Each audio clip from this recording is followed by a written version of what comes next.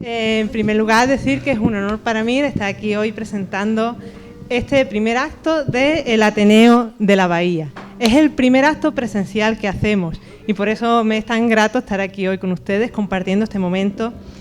Habíamos hecho algunas actividades de forma virtual, pero esta es la primera vez que nos vemos las caras muchos de nosotros y por eso es un honor para mí estar aquí. Este Ateneo de la Bahía está dirigido o pretende dar cabida a todas aquellas personas que estén interesadas por el campo de la cultura en todo el arco de la Bahía, el campo de Gibraltar y la comarca. El acto de hoy es un acto con el que nos inauguramos, un acto muy especial, es la presentación de un libro que no va a dejar indiferente a nadie. A lo largo del acto lo iréis viendo, esperamos que sea un éxito para su autor. Y bueno, antes de empezar la presentación del libro, quería dedicar unas palabras al Ateneo de la Bahía. Unas palabras que son un poco para darnos a conocer y para que muchos de ustedes que a lo mejor no conocen el Ateneo sepan un poco pues, cuáles son nuestras pretensiones y por dónde andamos, ¿no? La intención del Ateneo de la Bahía es que sea un punto de encuentro para el intercambio de ideas y conocimientos, que sea un espacio abierto para todos los artistas, intelectuales y demás personas que sientan interés por la cultura en todos sus ámbitos. También nos interesan todas las iniciativas y proyectos que puedan contribuir al desarrollo del tejido cultural del campo de Gibraltar. Entre los objetivos marcados por el Ateneo están el de ser un espacio para la reflexión y el debate de ideas, en el que primen la libertad de expresión, el respeto, el espíritu cívico y el sentido crítico. También queremos favorecer el conocimiento y la protección del medio ambiente, así como apoyar la defensa de nuestro patrimonio histórico e impulsar el entendimiento, la cooperación y el establecimiento de lazos con otras entidades que participen en el ámbito cultural y social. Fruto de este espíritu cooperativo es este mismo acto, ¿no?, en el que contamos con la colaboración de la Unión Cultural Deportiva Linense, a cuyos directivos y masa social queremos expresarle nuestro agradecimiento por la acogida en el día de hoy. Y ahora os dejo con mi compañero Pepe.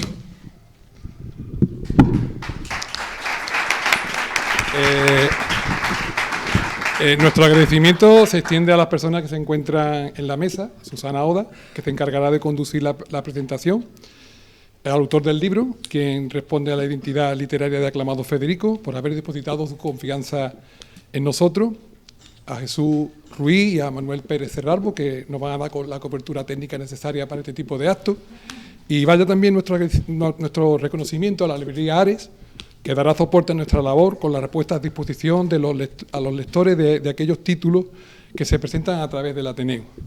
Tiene la palabra Susana Oda, pero antes permitidme daros también las gracias a todos los que nos acompañáis esta tarde. Hola, buenas tardes. Bueno, muchas gracias por venir. Y antes de nada me gustaría señalar que las actividades del Ateneo de la Bahía no están restringidas solo y exclusivamente a los socios, sino todas aquellas personas que estén interesadas en las iniciativas que este Ateneo organiza. Como son, por ejemplo, organizar conferencias, seminarios, coloquios, mesas redondas, exposiciones. También impartir talleres de formación, talleres que por otra parte ya han empezado, porque ya hace algunos meses que comenzó el taller de historia, también está ya en funcionamiento el taller de letras y el taller de costumbres y tradiciones. Además también el Ateneo se va a ocupar de hacer publicaciones de trabajos culturales, artísticos, científicos, todo ello pues en revistas, en libros, en boletines, además de hacerlo en plataformas online, plataformas digitales, redes sociales, páginas web y demás. Y además, bueno, os adelanto que ya, para el que no lo sepa, que ya se está confeccionando, se están dando los primeros pasos para poner en marcha la revista Excedra, una revista que lo que intenta es dar voz a la sensibilidad sociocultural de todo el campo de Gibraltar. Bueno, así como otras iniciativas que también hay pendientes de organizar y de lo que ya iremos comentando, informando en su momento, ¿vale? Bueno, y nos centramos ya en lo que es el motivo que nos une esta tarde, que es la presentación de un libro y de un autor, Federico, para el que voy a darle lectura. Voy a darle lectura a una presentación en otro momento. Aclamado Federico. Voy a darle lectura a una presentación que ha escrito el amigo Pepe Vial. El libro que hoy presentamos, como ya saben, se titula La segunda parte de los 400 golpes. Conviene aclarar desde el primer momento que golpe es como el autor bautiza a esos relatos brevísimos anclados por sus especiales características en cierta naturaleza de en relatos brevísimos anclados por sus especiales características en cierta naturaleza de artefactos inclasificables, al menos a través de los apelativos convencionales: microrrelatos, brevicuentos, microficciones, cuentines. Testículos son denominaciones propuestas por determinados críticos y autores para satisfacer la compulsión taxonómica que de ordinario impele al hombre moderno. Ninguna de estas categorías satisfizo al autor del libro y, haciendo uso de un derecho no escrito en ningún código, pero muy relacionado con el libre albedrío, seleccionó la voz de golpe de tanta raigambre pugilística para envasar dentro de un vocablo estos escritos dispuestos a impactarnos con sus violentos uppercuts de ingenio. Pero abandonemos el ring de las definiciones para centrarnos en el cuadrilátero del libro. La segunda parte de los 400 golpes es una propuesta excepcional por su exuberante riqueza creativa y por sus contagiosos desenfado y sentido del humor. La buena noticia es que la existencia de una segunda parte es indicio suficiente para colegir que antes hubo una primera parte que ya les digo yo que si no la conocen correrán a buscarla a las librerías cuando degusten esta, que lo es su sabrosa continuación. La otra buena noticia es que si hablamos de 400 golpes y sumados a los contenidos que en el primer volumen con los de esta segunda fracción, todavía no alcanzamos la cifra del 4 y los 2 ceros. Habrá como mínimo una tercera parte, lo que indefectiblemente nos abre una prometedora portezuela para seguir disfrutando nuevamente de estas jugosas uvas de la imaginación de un autor único, insólito y hasta patafísico, por cuanto es capaz de producir libros, incluso después de anunciarse oficialmente como desertor del campo de las letras y como encendido neoconverso a la religión de las artes plásticas. La gran novedad de esta entrega en relación con sus antecedentes es la aplicación de conceptos gráficos, no solo en cuanto a la presencia de ilustraciones, obra del propio autor de los textos, sino también a la integración de elementos visuales en el cuerpo narrativo de los golpes. Por ceñirnos con más pormenor a la concepción estructural del volumen, llama primeramente la atención el hecho de que las páginas no estén numeradas, así que usted, presunto lector, nunca sabrá en qué página del libro se encuentra, ni falta que le hace, porque lo único en que ha de fijarse su atención es en que los relatos le satisfacen y que lo hacen desde una naturalidad muy amigable, sin renunciar a una gratificante profundidad de pensamiento ni ahorrarse ciertas exigencias del ámbito de la perspicacia que demandarán al auxilio de sus mejores capacidades deductivas. Consecuentemente, con la falta de numeración en las páginas, el libro también carece de un índice. Pero ¿qué necesidad de índice reclamaría un libro cuyos relatos están agrupados por orden alfabético? Ese orden alfabético se ve vulnerado en dos ocasiones. Una es la inclusión de un golpe cuya letra inicial es una M entre los relatos que empiezan por V. No obstante, tal alteración está más que justificada si entendemos que la propia naturaleza del artificio literario invita a efectuar, no daré mucho detalle, el acto cibernético de convertir la M de muerte en V de vida. Y así el relato encuentra su perfecto acomodo en la sucesión convencional de las letras. El otro caso carece de explicación conocida, así que inventémosla. Y concluyamos que, dadas las alergias que al autor le producen las cosas perfectas, ha decidido incluir un gazapo tan sorpresivo como esa caja de detergente invertida que rompe la uniformidad de la hilera prevista como reclamo comercial por un publicista avispado. Quizá el autor nos obsequie con alguna explicación más aguda o más trivial, pero lo mejor es que mantengan el misterio. ¿O no es acaso el misterio una de las más socorridas herramientas en mano de cualquier fabulador? Acto seguido, revelaremos nuestra especial animadversión hacia el uso del adjetivo genial para alabar un producto artístico. Tantas veces se ha aplicado en vano ese calificativo que lo hemos convertido en una palabra desvalorizada. Sin embargo, este es el adjetivo que mejor le cuadra a los golpes de nuestro aclamado Federico. Pero elucubremos un poco acerca de los peligros que encierra el término. La línea que une los dos puntos extremos en la valoración del talento humano no es una recta, sino una curva cerrada cuyo punto inicial, el de la inanidad próxima a la idiotez, y el punto opuesto, el de la genialidad, disfrutan de su máximo alejamiento si viajamos de uno a otro punto por el camino más largo, pero están enojosamente cercanas si elegimos la dirección contraria. Por ese camino los extremos se tocan. De ahí que tantos Dalí, tantos Picasso, tantos Warhol, tantos Joyce, tantos Huidobros, o aquel artista que envasó heces en latas de conserva, o el que expuso un lienzo en blanco, y en fin, todos cuantos se han pasado un poco de frenada, o eso les ha parecido a muchos. Hayan sido hasta tachados de majaderos o de caraduras. El caso de aclamado Federico es muy distinto. Con frecuencia, sus creaciones son tan brillantes que rozan la genialidad o ingresan directamente en ella. Y si alguna vez se le va de la mano, en algún aspecto jamás invade los terrenos de la majadería, sino, a lo sumo, los de la ironía desenfadada o la insubordinación cuajada de tonos humorísticos. Genialidades al margen y, como ya se ha señalado antes, cualquiera que se acerque a los textos de nuestro autor con espíritu analítico destacará el ingenio como un ingrediente irrenunciable de su quehacer literario. El otro componente básico del preparado es la originalidad. Los cuentos de Federico siempre suenan a cosa nueva, recién inventada o recién descubierta. Y eso no tanto porque aborde situaciones nunca vistas en el devenir literario, cuanto porque las atmósferas y los personajes a menudo nos ofrecen puntos de vista inexplorados o sensaciones por estrenar, como los que nos producen en el relato titulado Himno con letra, ese presidente del Comité Olímpico Internacional que aprovecha la inclinación de las muchachas del equipo de natación sincronizada durante la ceremonia de imposición de medallas para asomarse al escote de las chicas y acabar haciendo un descubrimiento inesperado, que, por supuesto, ahora no lo vamos a desvelar.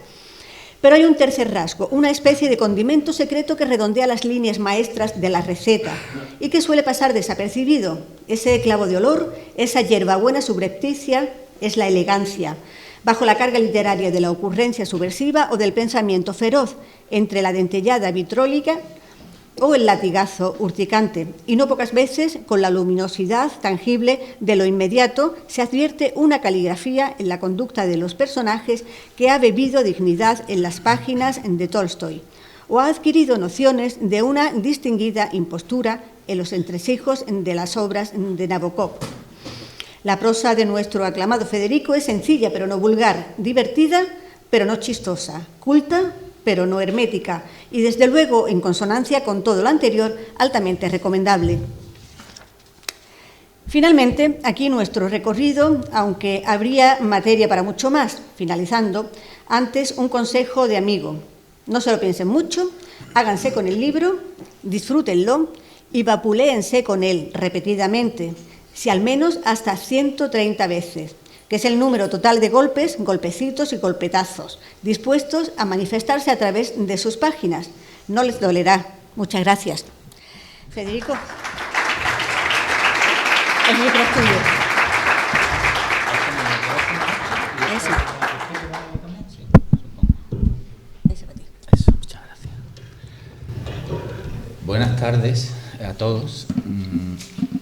Ya que ha salido Tolstoy en el texto que ha leído Susana, me gustaría contar una historia que surgió casi al principio de empezar este proyecto, que hace ya muchísimos años que empezó, ni recuerdo cuánto, sería sobre 2008 por ahí o 2007.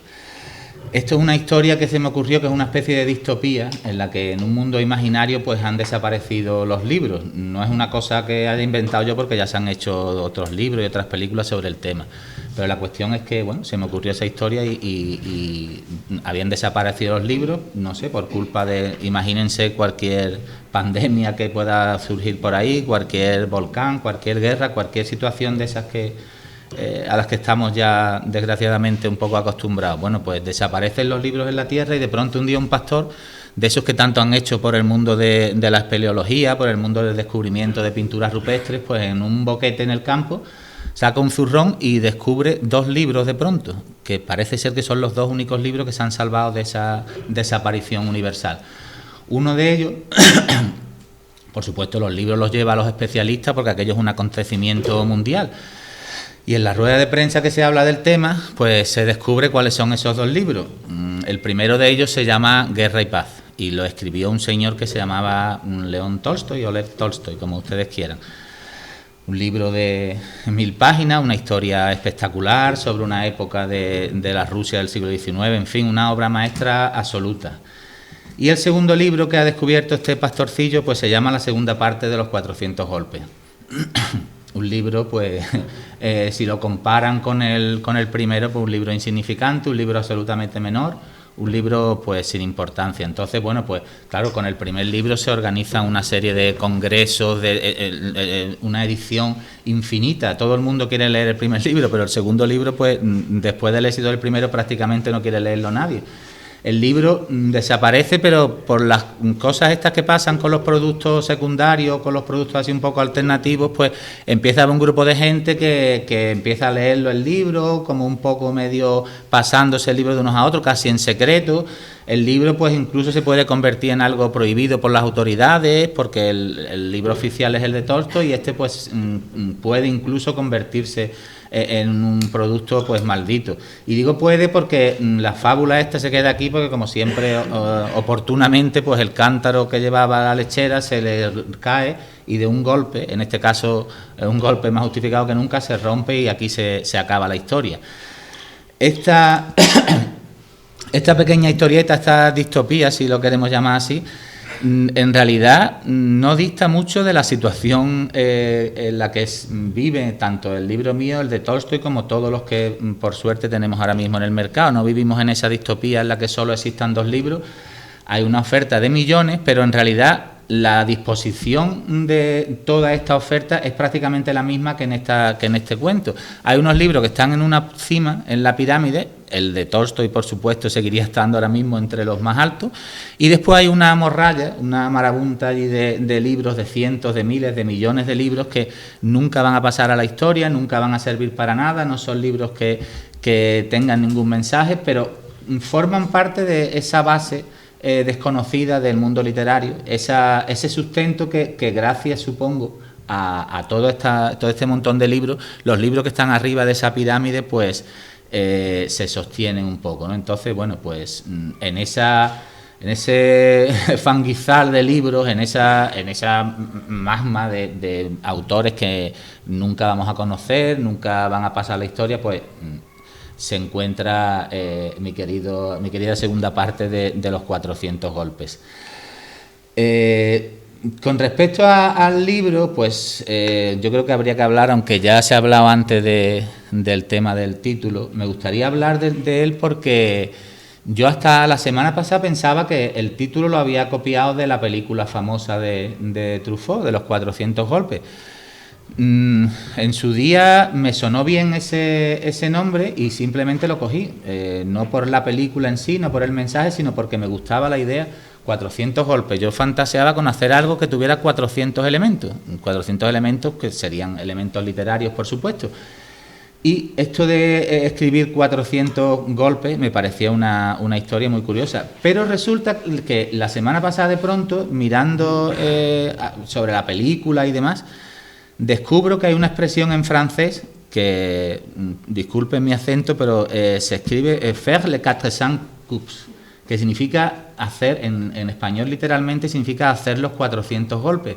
Esto es una expresión que los franceses usan cuando alguien hace travesuras, cuando hace algo que se sale un poco de la norma. Por supuesto, esto me iluminó el camino. Dije, a partir de ahora voy a decir con toda la desvergüenza posible que el libro lo he sacado de esa expresión y la película de los 400 golpes desde este momento en el que se inaugura el Ateneo, es el primer acto en público que se da y tal, pues también se va a inaugurar la nueva interpretación del título del libro, que va a ser esa. Gracias al dicho este francés, pues cogí yo el título.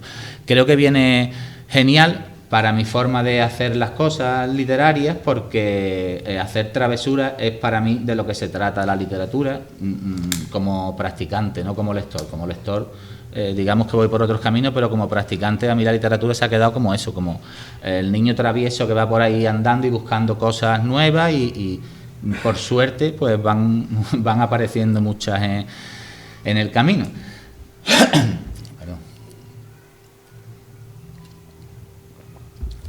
Bueno, 400 golpes, hemos dicho, 400 pequeñas historias. Todavía, como se ha dicho antes, no están escritas todas. Hay una tercera parte en marcha de hace tiempo, pero todavía eso supongo que le queda tiempo.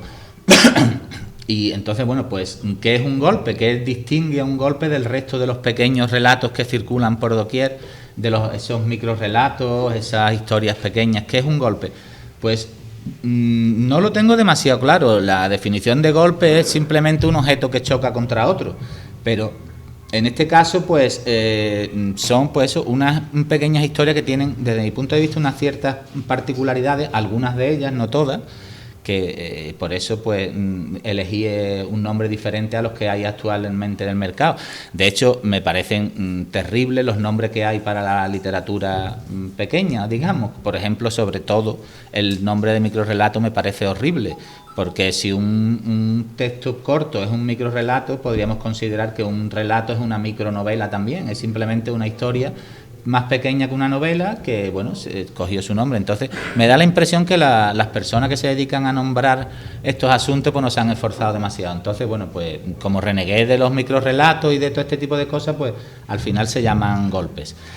A mí me gustan los símiles de la palabra golpe. Un golpe en tenis, pues es el acto de golpear la pelota con una raqueta, como todos sabemos. Hay golpes definitivos, hay golpes fallidos, hay bueno, pues golpes que valen un partido, y si sobre todo, cosa que no pasa en este libro, en estos libros, hay un golpe que es el último y es el definitivo, y el que golpea mejor es el que gana. Por eso no me gusta tanto como el símil pugilístico que se ha comentado antes, porque eso sí realmente creo que es la esencia del golpe. Un combate de boxeo yo me lo imagino como una novela, con su principio, su final, su parafernalia. Lo que es organizar un combate podríamos compararlo a lo que es organizar una novela. Hay que desde vender entradas, publicitarlo, en fin, miles de actividades. Dentro de ese combate, cada asalto podríamos compararlo con un relato, un cuento, como quieran también llamarlo, que también tiene un principio y tiene un final. Está también muy estructurado desde que suena una campana hasta que termina. Hay una serie de minutos de los que no se puede pasar los púgiles y punto final. Pero dentro de esa estructura están cada golpe que los boxeadores se dan unos a otros. Golpes hay, algunos golpes que uno intenta que sea definitivo y que ni siquiera golpea, al contrario. Hay otros golpes que ayudan a conseguir la victoria. Hay el golpe definitivo del que sale a los 10 segundos ha tumbado al adversario. Hay muchísimos tipos de golpes, unos sirven, otros no, y bueno, pues tienen una estructura muy diferente. Se pueden dar 100 golpes en un asalto y en otro no da apenas ninguno. No hay ninguna estructura que diga cómo tienen que ser los golpes en un combate, a diferencia de sí que la hay para el combate completo, y sí que la hay también para lo que es cada asalto. Entonces esa libertad que tienen los golpes ahí en el combate de boxeo me encanta, y eso es lo que creo que intento yo transmitir también en los libros. Es una literatura que no se adapte demasiado, o no siempre se adapte a las estructuras, porque si alguien se dedica a leer el libro podrá comprobar que algunos de estos textos pues sí podrían llamarse microrelatos, pero hay otros, como ahora veremos, porque leeré algunos, no se preocupen porque son bastante cortitos la mayoría y no pasaremos mucho tiempo con ellos. Vamos. Me gusta también mucho de esta literatura el hecho de que si alguien quiere hablar de un golpe tiene que utilizar más palabras de las que he utilizado yo para escribirlo. Eso me parece sorprendente. Nadie va a utilizar más palabras que utilizó Tolstoy para hablar de Guerra y Paz. Sería un loco, vamos, a escribir 1000 páginas de una crítica. Sin embargo, la gran Biblia de los pequeños cuentistas, que es el famoso cuento de aquel del dinosaurio, eso se ha glosado miles y miles de páginas sobre este texto, y el relato en sí son una línea en la que pasa absolutamente todo. Eso me encanta, que escriban los otros y que los que escribimos literatura corta pues no tengamos que poner demasiado esfuerzo. Ya los críticos se encargan mejor que nosotros de hacerlo. Como se ha dicho antes también, esta es la segunda parte de un libro que tiene una primera, que me lo he traído porque este es uno de los libros a los que más cariño le tengo yo de siempre. Esto, aquí está el primer golpe que se escribió en su día, que salió publicado hace tiempo en un periódico y demás. Y este libro, curiosamente, es un libro que por lo que sea, pues salió viajero. Es un libro que ha dado la vuelta al mundo, que tiene fotografías en sitios tan dispares como el Cañón del Colorado, por ejemplo, un aeropuerto en Tokio, la casa donde nació John Wayne, el Big Ben en Londres, el muro de Berlín en Alemania. El libro está fotografiado en los 5 continentes, y entonces en la India, por ejemplo, que fueron las primeras fotos que me llegaron del libro por ahí dando vueltas. Eso, hay un blog, por no extenderme mucho con la primera parte, hay un blog en internet que si lo buscan seguro que encuentran. Hay unas fotos extraordinarias porque la propuesta fue a los amigos que viajaban, que iban a hacer turismo, les proponía yo que se llevaran el libro y que lo fotografiaran por ahí. Y bueno, a todo el mundo parece que le gustan mucho estas tonterías, estas travesuras, y hacer los 400 golpes sería en este caso también. Y bueno, pues se llevaban en una maleta mínima que va en un avión. Hay gente que ha llegado a meter el libro y que después se ha acordado de sacar unas fotos, además algunas de ellas espectaculares, hechas por fotógrafos profesionales, unas fotos brillantísimas del libro, pues por ahí dando vueltas. Tuvo, la verdad, que un recorrido muy, muy gracioso.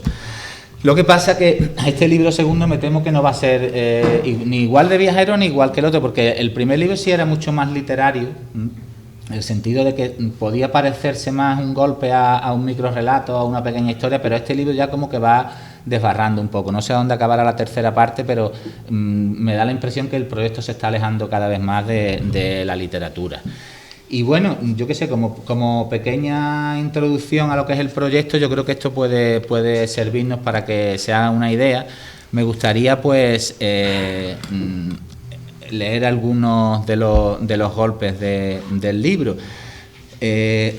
Como les he dicho antes, yo he intentado escribir lo menos posible, simplemente porque, no sé, siempre me ha parecido muy indiscreto el autor que se pone a escribir y a escribir y a escribir, y allí aparece la vida y milagro de los personajes detallada al extremo. Recuerdo un libro del gran Vladimir Nabokov, que empezaba el libro.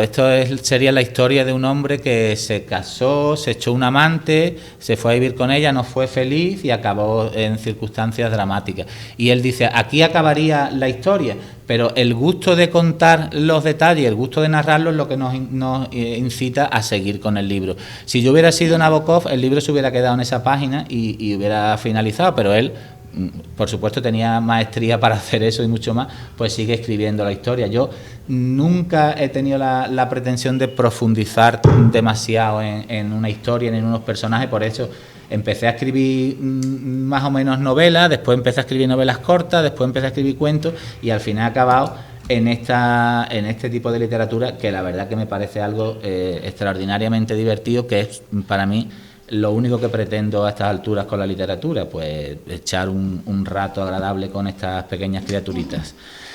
Y como les digo, pues tengo aquí una selección de golpes como ejemplo de esa propensión mía a escribir lo menos posible. Hay un relato en la primera parte, en el libro que se llamaba Los 400 golpes, que se titula Borrachera, y dice así: camarero, una copa, etcétera. En fin, eso es. Supongo que si Nabokov estuviera hoy presente aquí, pues por supuesto se levantaría y se iría del acto, porque él una borrachera seguramente la describiría pues con muchísimas más páginas y con muchísimas más palabras y con muchísimo más talento, por supuesto.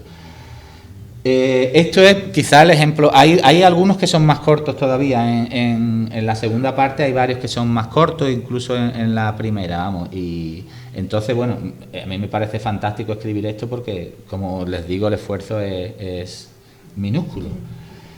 Otra serie de textos que figuran por aquí, que pululan y que yo creo que también se alejan un poco de la estructura del microrrelato, que no deja de ser una presentación, un pequeño nudo y un pequeño desenlace, lo que es una novela, pero aplastada lo máximo posible.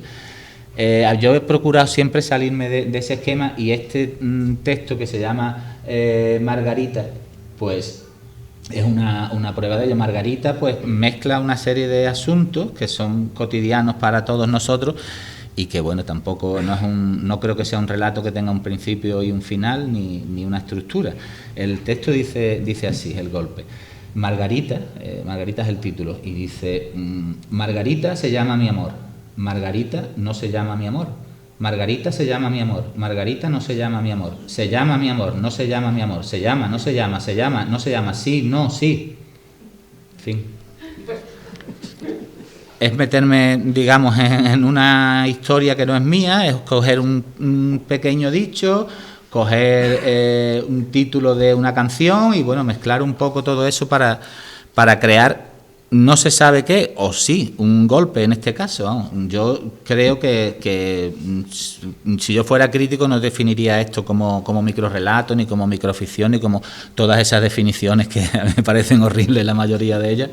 Me gusta más golpe, bueno, por reivindicar lo de la casa. ¿Algún otro texto? Por ejemplo, una cosa que me encanta es...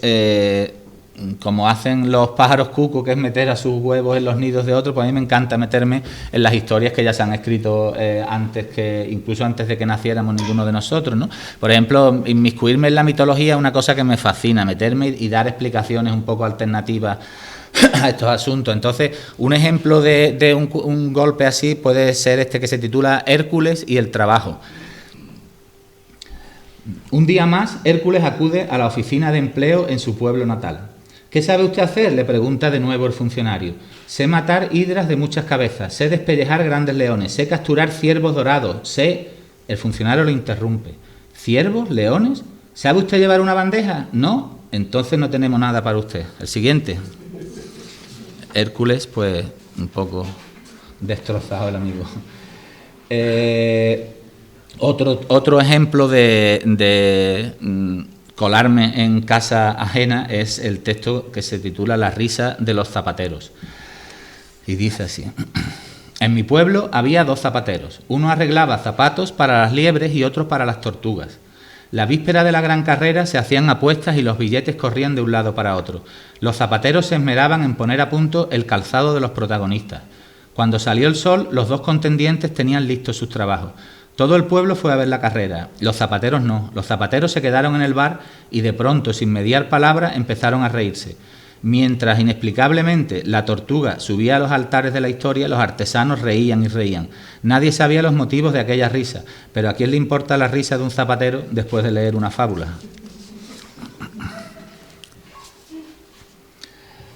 Más asuntos de estos de colarme en historia, otra carrera que, bueno, no deja de ser la misma carrera, pero otra versión del asunto. Se llama Final de fábula. A mí, una de las cosas que me gusta muchísimo, de hecho yo lo haría más a menudo, lo que pasa es que reconozco que cansa mucho al lector, es las variaciones sobre un tema. Yo podría escribir solamente sobre este texto de la liebre y la tortuga muchos golpes, una vez y otra vez, porque me gustan mucho las variaciones. En música me gustan y me gustan también en literatura. Esta segunda variación se llama Final de fábula. Violeta llegó sofocada, solo disponía de unos minutos para despedirse de su amante. Lloraron abrazados y él redobló sus promesas, pero ambos sabían que aquella tarde era la última. A la mañana siguiente, el tren engulliría a Violeta y a su familia y él asistiría a la ceremonia como silencioso espectador al otro lado del andén. El amor que soñaron para toda una vida solo había durado unos pocos meses. Violeta fue a la cocina para secarse las lágrimas y beber un poco de agua. Desde la ventana pudo ver el inmenso prado verde y al fondo la línea de meta y los aspavientos de la liebre dándose por vencida, porque en ese momento la tortuga finalizaba victoriosa la histórica carrera. Esto de la historia de, en este caso de la liebre y la tortuga, cualquier historia relacionada con el mundo de los cuentos, de la mitología, que siempre la hemos visto desde una perspectiva de alguien nos la cuenta y nosotros seguimos la historia. Esto me gusta muchísimo, de decir, vamos a alejarnos un poco y vamos a meternos en la casa aquella donde vive una señora que está viviendo una tragedia personal, mientras la gente, todos nosotros incluidos, pues estamos siguiendo otra historia totalmente diferente. Eso es algo que también me parece bastante interesante y que lo practico también mucho. En medio de todas estas historias que son más o menos, bueno, no dejan de ser más o menos serias y todo lo que se pueda decir de serio de estos temas, pues de pronto, por alguna razón, en mi cabeza se me funden los plomillos de vez en cuando y entonces me dejo de ir directamente. Y de esos momentos de cese de la razón y de cese del control del lenguaje, pues salen relatos o salen historias o salen lo que quieran que sea esto. Salen historias como cuento indio, pero real, que se llama esta. Y dice así: hombre casar con mujer, hombre y mujer tener hijos, hombre decidir convertirse en mujer, ahora llamar mujer que era hombre, mujer que era hombre ir a vivir con hombre que siempre fue hombre, mujer quedar con niños, mujer decidir convertirse en hombre, ahora llamar hombre que era mujer, hombre que era mujer unir con mujer que siempre fue mujer, niños ir a vivir con Junta de Andalucía. Mujer que era hombre, pelear con hombre que siempre fue hombre. Hombre que era mujer, pelear con mujer que siempre fue mujer. Mujer que era hombre, encontrar de casualidad a hombre que era mujer. ¡Qué sorpresa! Café en el centro, hablar de hijos, añorar vida pasada, decidir segunda oportunidad. Hombre que era mujer, querer como esposa a mujer que era hombre. Y se acabó. No ha acabado porque... Lo siento, pero se me han acabado los dos últimos renglones, pero creo que ha quedado más chulo así, sin leer el final. Así tienen la sorpresa para otro día. No, me gusta más así, fíjate, nunca lo había leído cortado y a partir de ahora lo voy a leer siempre así, me parece más divertido. Todavía más abstracto el asunto. Es que, como verán ustedes, el libro no es inocente, vamos, yo hago las cosas, pero después el libro tampoco, o los textos estos tampoco son demasiado inocentes y me juegan esta faena. Se supone que la fotocopiadora toda su vida ha impreso los papeles por dos caras, menos justo en el momento que tenía que imprimir este texto. O sea, fantástico, sin duda. Bueno, ¿por dónde vamos? Otros textos, que estos textos aparecen mucho más en la segunda parte de los 400 golpes. Es lo que les dije antes. Me da la impresión que la literatura, que estaba tan presente en el primer libro, como que me va abandonando. Es una cosa de una relación que la verdad que estamos perdiendo uno con el otro, y cada vez las cosas que se escriben aquí tienen menos que ver con la literatura. Y me di cuenta el otro día que estaba leyendo un libro en el que uno de los protagonistas es contratado para leerle libros a un ciego.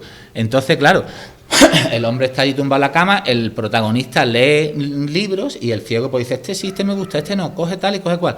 El ciego con los ojos cerrados, sin necesidad de ver el texto ni de nada, simplemente conseguir a una persona contando una historia, que yo creo que es la esencia de la literatura, pues con eso simplemente se imagina y se puede hacer una idea perfectamente de lo que hayáis escrito. Esto ya en el libro como digo, está empezando a dejar de pasar. Y bueno, pues un ejemplo de lo que digo es un texto que se llama Oxígeno. Bueno, tiene dos títulos porque el texto tiene dos partes. Este sí está impresa la segunda cara. El texto empieza así: oxígeno. Pues oxígeno. Y falta de oxígeno. Esta y otras muchas es una más de las razones por la que en su día decidí que no iba a hablar con ningún editor, para proponerle publicar un libro en el que hay páginas en las que aparece una letra y un número, y la siguiente también una letra y un número, un desperdicio absoluto de papel, de dinero y de todo. Entonces, pues por eso decidí que seguramente a partir de ahora tendría que autoeditarme los libros, cosa de la que estoy bastante contento. En esta línea, pues también Ídolo, un texto en el que solo aparece una letra. Entonces, pues al ciego a este señor, para contarle este cuento que se llama Ídolo, pues la verdad que sería bastante complicado seguramente despediría al lector. La I, el ídolo, por supuesto, la única que va acentuada. Esto tiene un reverso en el que todas las letras, la masa de I, sin el pequeño acento, pues van a rezarle al ídolo o a adorarlo o a lo que sea. Eso es esta parte, yo no sé si llamarlo más conceptual, no sé exactamente cómo llamarle, abunda bastante en esta segunda entrega. El frenazo, también una letra nada más repetida, y se imagina todo el mundo cómo suena esto. La I al frenar, pues en vez de girar hacia su lugar natural cuando se hace cursiva, gira hacia el sitio que giraría pues una persona que va a chocar contra un objeto, hacia atrás. Entonces la I, ¡qué choco! Y entonces otro texto que le encantaría a un editor para publicar el libro. ¿Qué más cosas tenemos por aquí? Bueno, pues historias de la filosofía, por supuesto, historias también pues un poco truculentas, en las que la filosofía pone prácticamente todo. Yo lo que hago es pues darle un lavado de cara y hacer una historia diferente. Esta se llama La otra navaja. La otra navaja está basada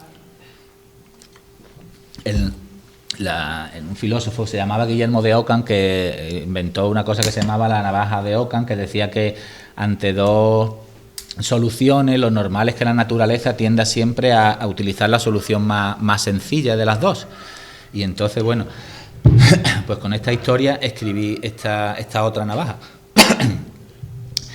El afamado filósofo Guillermo de Ockham encontró la muerte de manera inesperada a la salida de un espectáculo circense. Satisfecho por la función presenciada, don Guillermo caminaba eufórico sin percatarse que sus pasos lo llevaban por los más oscuros callejones de la vieja Leipzig. De pronto, dos artistas a los que había mirado minutos antes le cortaron el paso: el enano sin brazos y el increíble forzudo. Don Guillermo se echó mano al bolsillo y sacó su conocida navaja. Grabada con letras de oro se podía leer su conocida máxima filosófica, en la que se aconseja resolver los dilemas eligiendo siempre la solución más fácil. Miró a sus adversarios y, siguiendo sus propios preceptos, clavó la hoja en el vientre del enano. Muy bien, acabó con él en pocos segundos. Cuando miró al forzudo, bajó los ojos, buscando en algún lugar de la empuñadura un mensaje con instrucciones sobre qué hacer con la solución más difícil una vez elegida la fácil. No lo encontró. Otra historia también basada en la mitología que bueno, es una fuente inagotable para todo, una fuente de sabiduría lo fue en su día, en la época clásica, una fuente de aprendizaje, de artística y pues para mí un sitio donde ir cogiendo, donde ir picoteando para hacer mis cuentecitos. Vamos. No recuerdo cuál es el título porque también se la comió la fotocopiadora, pero dice así: animado por las maniobras de Ariadna, Teseo, el texto está basado en la historia del Minotauro, de Ariadna, que no sé si la conoce. Bueno, Teseo estaba en el laberinto, tenía presa a Ariadna y demás. El Minotauro estaba en el laberinto, tenía preso a Ariadna y pues Teseo pues iba a salvarla. Aquí Teseo pues supongo que tendría la misma intención, pero le salió la cosa mal. Animado por las maniobras de Ariadna, Teseo se le echó encima como una hormigonera y la penetró de una vez. Ella dejó escapar un largo suspiro y a continuación un grito. El primero de placer, el segundo de horror. ¿Qué has hecho, insensato? ¿Cómo se te ocurre meterme tu órgano así tan alegremente? Teseo reaccionó demasiado tarde. Ahora se acordaba de que la vagina de su amada había sufrido remodelaciones en las últimas semanas. Ya no era el camino recto hacia el placer al que estaba acostumbrado. Para llegar había que entrar, torcer a la derecha, dar 10 pasos, girar 45 grados a la izquierda. ¿Qué más, por Zeus? ¿Qué más? Teseo no los recordaba. Su órgano se había extraviado por el untuoso laberinto, y lo peor de todo, desde el fondo ya se podían oír los gritos de lujuria del Minotauro relamiéndose, acercándose sin prisas a su víctima. Pobre Teseo. Otra historia que también, un juego que me gusta mucho es las frases hechas, por ejemplo, en este caso, la expresión esa que se usa mucho en las películas del oeste, los rostros pálidos, siempre me ha hecho mucha gracia la forma de hablar de los indios, ya lo habrán comprobado ustedes aquí, aunque ahora sea esto bastante incorrecto, parece ser, pero bueno, a mí me divierte y creo que en fin, que puede seguir resultando divertido. El tema del rostro pálido, pues también me gusta. Esta es la explicación que yo doy sobre el nacimiento de esta expresión entre el pueblo indio. El relato se llama Sobre los perjuicios del tabaco. El gran jefe indio y el gran capitán de los ejércitos yanquis se sientan en una piedra para discutir los pormenores del armisticio. Al fondo, las respectivas tropas esperan el resultado del encuentro. El gran jefe lía 2 cigarrillos y ofrece uno al gran capitán. Este declina la invitación. Nunca ha fumado, le sienta mal para sus delicados pulmones y padece una obstrucción gástrica que podría derivar en úlcera. Debería probar estos, insiste el gran jefe. Son de boñiga seca de búfalo. Los 2 magnánimos discuten las condiciones de la paz y en menos de 1 hora llegan al acuerdo. Se levantan y hacen señales a sus hombres, que los celebran con euforia. «Venga ese cigarrillo, qué demonios», dice el gran capitán al gran jefe indio. Mientras bajan al encuentro, el gran jefe indio enseña al gran capitán a tragarse el humo. Al plantarse delante de sus hombres, el gran capitán parece feliz, pero todos los indios coinciden en que su rostro está verdaderamente pálido.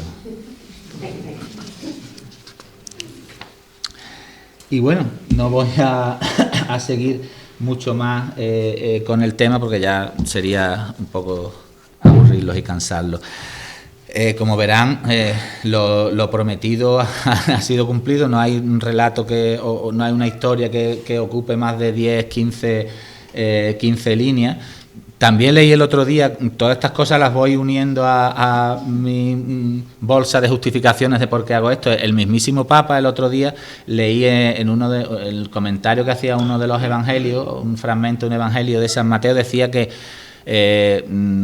decía más o menos algo así como: Señor, hay veces que no tengo nada interesante que decirte, pero en esos momentos, él dice el Papa, reza el Padre Nuestro. El Padre Nuestro es como una especie de recurso que él le da a los creyentes para cuando no tienen nada especial, nada grandilocuente, nada maravilloso que contarle a su Dios, pues recen el Padre Nuestro.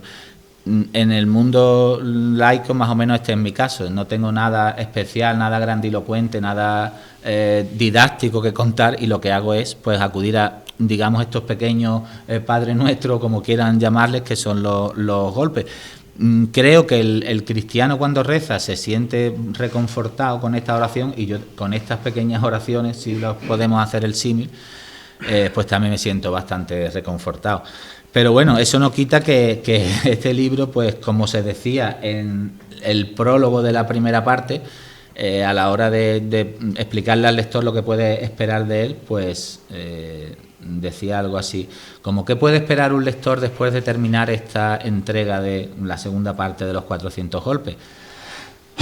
Que no espere nada, porque nada hay. Estoy de acuerdo con la necesidad y la importancia de los libros históricos, didácticos, morales, infantiles, psicológicos, políticos, de viajes, iniciáticos, que no falten nunca, pero por encima de lo necesario y de lo importante, estoy de acuerdo con lo inútil, de la misma manera que estoy de acuerdo con esas nubes aisladas que aparecen al mediodía, vagan de un lado a otro en un inmenso cielo azul y desaparecen sin dejar rastro alguno de su paso por este planeta. Alguien escribió una vez que cuando uno entra en un concierto de Schumann, parece que la música ha empezado antes de él entrar, porque las melodías aparecen sin que nadie tenga claro de dónde vienen y se marchan sin que sepamos a dónde van. Algo así podría ser los 400 golpes.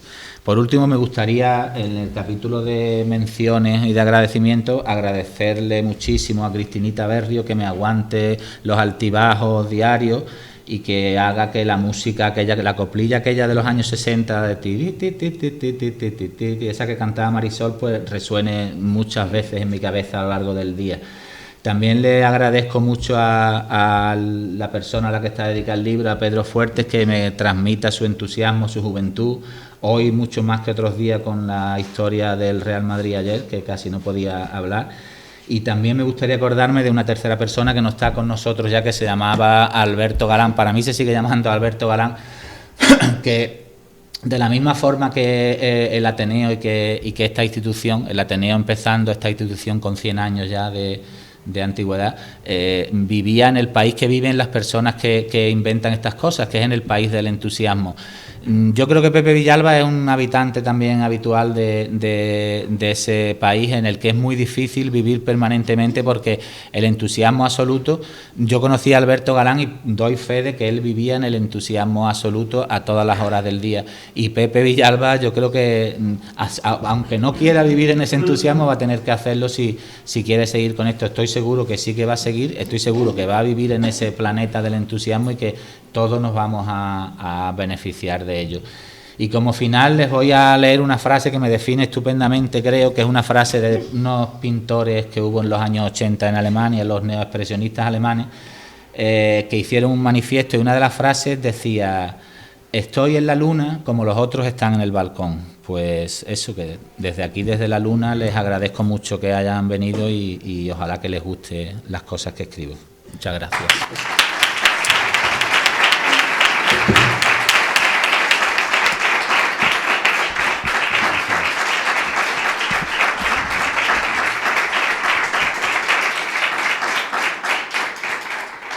Bueno, muchas gracias. Cuanto menos ingenioso y original. Muchas gracias. Muchas gracias. Y bueno, ahora si alguien quiere hacer alguna pregunta, pasamos el micro por ahí. ¿Algo que preguntarle al llamado? No, sin artículos. ¿Nada? Miriam.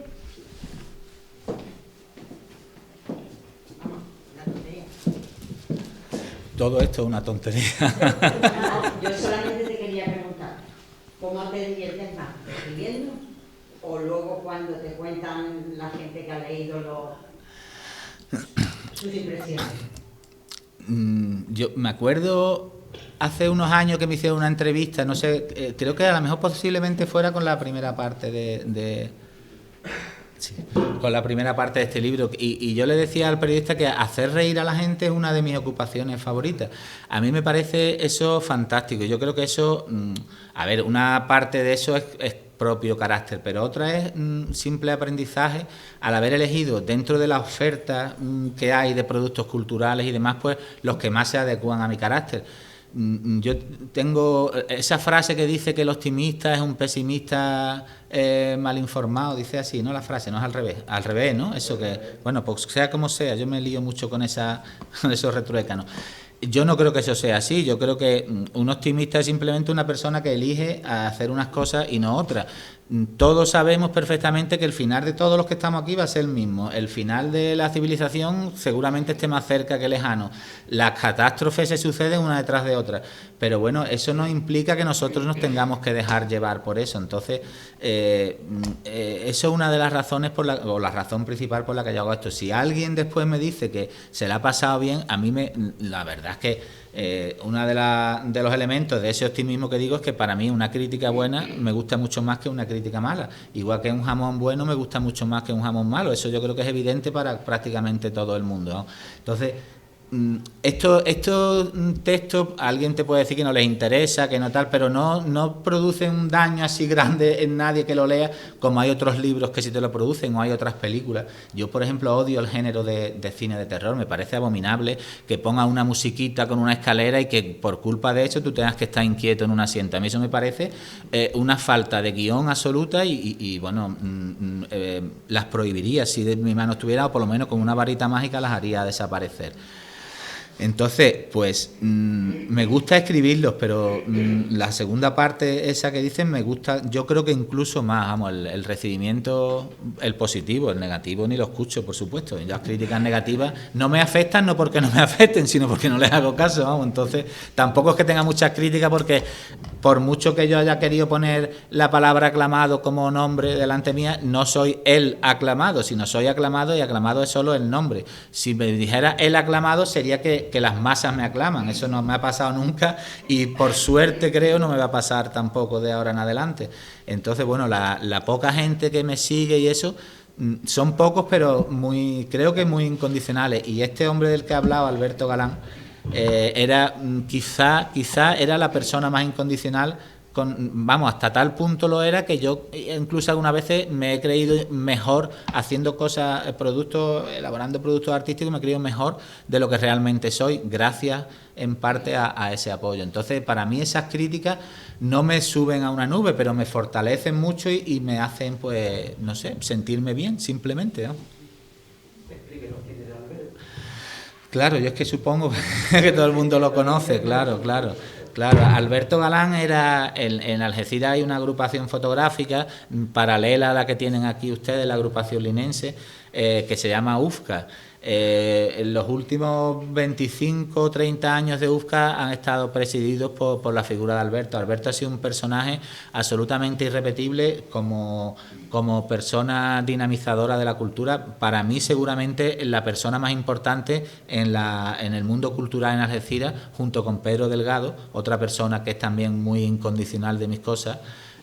Quizás sea las dos personas más importantes en el mundo de la cultura de Algeciras. Alberto batalló por la fotografía hasta un nivel que, bueno, consiguió cosas extraordinarias. Una de las cosas, por ejemplo, por poner una de las miles que consiguió, es que el propio Ricky Dávila, que es un fotógrafo de reconocida trayectoria internacional, fotógrafo del país, fotógrafo de 1000 batallas, en su ciudad natal, en Bilbao, ha creado un centro de la fotografía, y él públicamente, el día que se inauguró, dijo que el centro estaba creado a imagen y semejanza del que Alberto Galán había conseguido crear en Algeciras. Entonces, ese personaje irrepetible era Alberto Galán, y bueno, él como viejo rockero, pues murió como rockero que era, o no tan viejo, murió no demasiado tarde, murió bastante pronto, pero bueno, lo hizo yo creo que a su manera. Yo me enteré un día que estaba en el hospital y al día siguiente me llamaron diciendo que se había muerto sin tener ninguna patología de antes y nada por el dichoso virus, así que hasta en eso fue una persona especial y rápida. Ese era, pues, para mí ha sido la pérdida de todo el mundo. Supongo que hemos tenido con el dichoso asunto esto, pérdidas cercanas, pérdidas más o menos queridas, y para mí esta pérdida con el tema del virus ha sido especialmente sensible, sí. Juanjo, buenas. Mira, yo estoy preocupado porque se sabe alguna noticia de los 2 niños que fueron acogidos por la Junta de Andalucía. Pues eso no lo he investigado.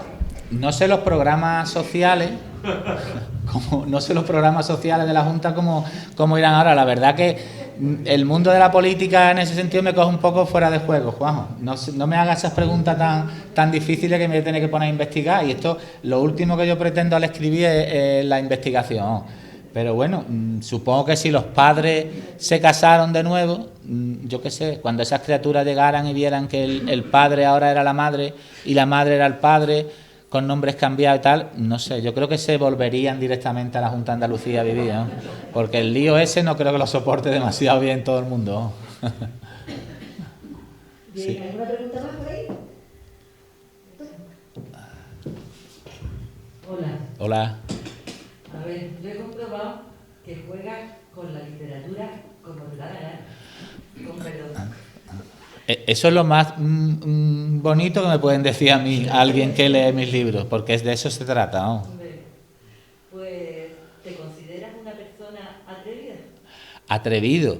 Pues quizás llamándome Federico Fuertes no demasiado, porque se supone que tengo un trabajo serio, que tengo que tratar al público diariamente, con un rigor, con una tal. Pero en el momento que, como Pedro Picapiedra cuando se tiraba por el tobogán y salía de su trabajo, en el momento que yo salgo por ese tobogán y llego a mi casa, para mí no hay límites ninguno. Y en el mundo de la creación, pero vamos, absolutamente ninguno. Jamás he hecho caso, no solamente a la gente, sino a esa parte de la conciencia, ese pepito grillo que todos tenemos dentro que dice, no hagas esto, no sé cuánto, no sé qué tal. No, nunca le he hecho caso a esa frase. De hecho, La última vez que me ha pasado eso ha sido cuando Pepe Villalba, inocente él, parece que no me conoce desde hace nada más que 2 días, me pidió un currículum el otro día. Entonces, bueno, pues una parte de mi mente decía, joder, un acto de un Ateneo, con lo que la palabra Ateneo, bueno, ya Juanjo, cuando hable del logotipo del Ateneo, lo que significa esa institución, lo que ha significado, incluso en esta comarca, tanto para bien como para mal, porque bueno, yo sé que este Ateneo va a llevar un camino seguro que es bueno, pero hay otros proyectos que a lo mejor no llevan esa línea tan recta. Cuando Pepe me pidió ese currículum, ese Pepito Grillo decía, hazle un currículum más o menos serio, tal y cual, pero cuando me puse delante del ordenador, el gamberro ese que yo creo que llevo dentro, que solo sale en ese momento, dijo, ¿qué dice? ¿Vas a hacer un currículum? Te voy a poner ahora, cuando estudió la EGB, que me dieron un libro de Daftari cuando estaba en preescolar, porque era el mejor alumno de la clase, yo todo eso lo tengo guardado. Si quiero un currículum te doy todas esas cosas. Como eso no lo iba a querer, pues le hice un currículum que no ha podido leerlo nadie aquí, porque es un currículum, como muchas de las cosas de aquí, legibles. Entonces, sí, me gusta el juego ese, me gusta el hacer gamberro, me gusta esto de hacer los 400 golpes, esas travesuras que no hacen daño a nadie, que no son travesuras demasiado dolientes, pero que para mí me llenan la vida directamente, vamos. Así que sí. Me parece genial. Enhorabuena. Muchas gracias, gracias. ¿Alguien más por ahí? ¿Nada? Yo recuerdo esa expresión de los golpes, como tú antes definías, a mí me ha llevado un poquito a mis años anteriores, a mi infancia casi. Eso se lo escuchaba yo mucho a mi padre, de decir, qué buenos golpes tiene. Sí, es que lo de los golpes es una palabra que se ha usado. Ese eso tema. Como toque de humor. Sí, un toque. Vamos, yo tenía un tío que cuando se iban a tomar unas copas decía, vamos a tomar unos golpes. Tomar unos vasitos de vino era pues tomar unos golpes. Una palabra que se usa demasiado. En el libro que creo que va a ser... Con diferentes... Sí, con diferentes acepciones, claro. De hecho, esta que yo digo que va a ser a partir de ahora la razón que del título del libro, esto de hacer los 400 golpes, yo nunca la había escuchado, que eso significaba hacer travesuras. Pero bueno, es una palabra que no sé, tiene muchas acepciones. Yo odio profundamente las palabras con mucho significado, porque me parece una flojera grandísima por parte de las personas que inventan los idiomas. Una palabra que significa... el otro día estuve mirando, creo que hay una palabra que tiene en español hasta 12 o 13 significados. Joder, con la de palabras que hay. De hecho, ese es el tema del libro siguiente que va a salir después de este, que a ver cuando sale, que se llama El demonio tiene cara de cochino. 130 te faltan, ¿no? Sí, pero ese se cuela en medio, tú sabes, lo del ritmo. Este no está ya ni numerado las páginas, así que el otro pues puede salir antes, puede salir después, pero este lo bueno que tiene es que está terminado y que es una reflexión sobre el lenguaje, sobre qué significan las palabras, si se puede construir un lenguaje con palabras que de por sí significan algo, pero que juntas no significan nada, si se puede construir un lenguaje con palabras inventadas, pero que la frase hecha con esas palabras sí pueda llegar a significar algo. Todos esos temas en la próxima entrega. Así que cuando esté publicado, yo, si Pepe quiere, estaré encantadísimo de presentarlo aquí, ¿no? Para mí, esto no lo he dicho, no lo quería decir porque suena a peloteo, pero es la pura verdad. Yo en la línea me siento, bueno, como en general en el campo de Gibraltar, para mí es la única patria que yo reconozco como tal, porque esta zona, bueno, llevo toda la vida aquí y la línea en concreto, yo estuve estudiando 3 años aquí en la escuela de magisterio, lo pasé francamente bien, conocí a gente muy importante de mi vida. Después contacté con el mundo de la cultura de la línea, con Pepe, con el desaparecido recientemente Miguel Guerrero, con Carlos Morillo, con Manolo Bar, en fin, muchísima gente de aquí, Macarena en el mundo del arte, con su padre también fue muy amigo mío. Entonces la línea para mí es el referente cultural. Eso es triste que lo diga yo porque he estado trabajando en cultura en Algeciras durante una pila de años en la Fundación Municipal de Cultura, pero para mí el referente cultural ahora mismo en la zona es mucho más la línea que Algeciras, y estoy segurísimo que este proyecto, en el momento que nos podamos quitar todas las máscaras y salir sin disfraz a la calle y esto vaya cogiendo fuerza, estoy seguro que va a ser un proyecto de categoría, ¿no? Entonces, pues, si Pepe quiere, cuando salga el próximo libro, yo estaré encantadísimo de volver a presentarlo aquí. Pepe querrá. Sí. Muchas gracias. Gracias. Bien, Amalia, ¿qué importa? Lo mío va a ser daros una florecita o Anda, varias. ostras, qué bien. Se lo doy al homenajeado primero. Bueno, pues muchas gracias. No me queda Enhorabuena y un que tenga Margarita. muchos éxitos. Muchas gracias. Esto no me lo esperaba. La entrega que se te vea. La mascarilla, sí. Qué difícil es ya hacer una foto. Sí. Con la de... Muchas gracias. Toma, cariño.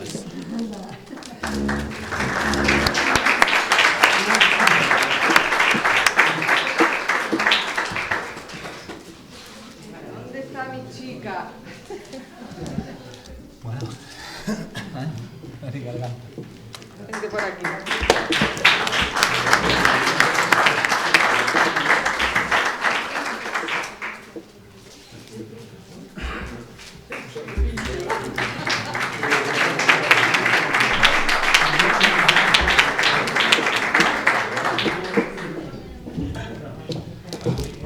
Genial, pues muchas gracias por el detalle. Y ahora, si os parece, le voy a dar paso al presidente de la entidad que gentilmente ha cedido las instalaciones, a Manolo Vilches, que va a cerrar el acto y nos va a decir unas palabritas también, ¿vale? Buenas tardes a todos. Disculpadme la fonía esta, pero es inevitable. Yo me había preparado unas palabritas aquí para deciros, pero en vista de los gustos literarios del autor, me parece que me iba a dar con la maceta en la cabeza. Así que voy a dejar las palabritas a un lado y os voy a decir lo que siento. Que estoy emocionado de ver este salón lleno de gente, de amantes de la cultura, de la literatura, que es uno de los motivos por los que yo me metí en este fregado de presidir esta entidad cuando estábamos en horas muy bajas, para intentar dar un poco de revitalizar un poco la parte esta de la actividad cultural de todo tipo.